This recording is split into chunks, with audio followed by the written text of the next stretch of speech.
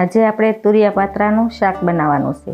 તો આપણે આ તુરિયા કટિંગ કરી લીધા છે, આદુ મરચાં લસણ અને ધાણાની પેસ્ટ બનાવી લીધી છે અને આ મરી મસાલા છે.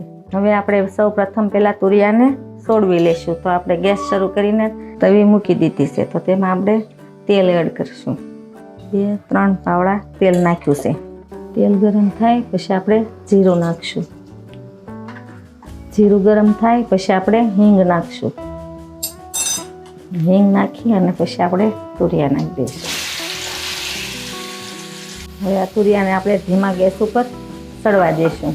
આપણે ઢાંકીને થોડી વાર સળવા દીધું હતું. તો હવે આપણે આની અંદર આદુ મરચાંની પેસ્ટ નાખશું. હવે આની અંદર આપણે મસાલા એડ કરીશું.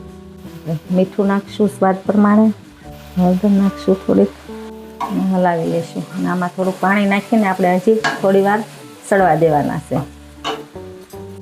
પછી આપણે પાત્રા એડ કરીશું. એ આપણે જોઈ લઈશું સડી ગયા છે.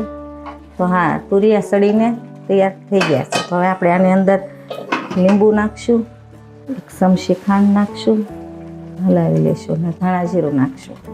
અને હવે આપણે પાત્રા એડ કરી દઈશું. પાત્રા છે તો પાત્રા આપણે હવે એડ કરી દઈશું. જુઓ, આપણું તુરિયા પાત્રાનું શાક બનીને રેડી થઈ ગયું છે. તો આપણે હવે સર્વિંગ બાઉલમાં કાઢી લઈશું. જુઓ, આપણા તુરિયા પાત્રાનું શાક બનીને રેડી થઈ ગયું છે. તો હવે આપણે મળશું આવતા વિડીયોમાં નવી રેસીપી સાથે.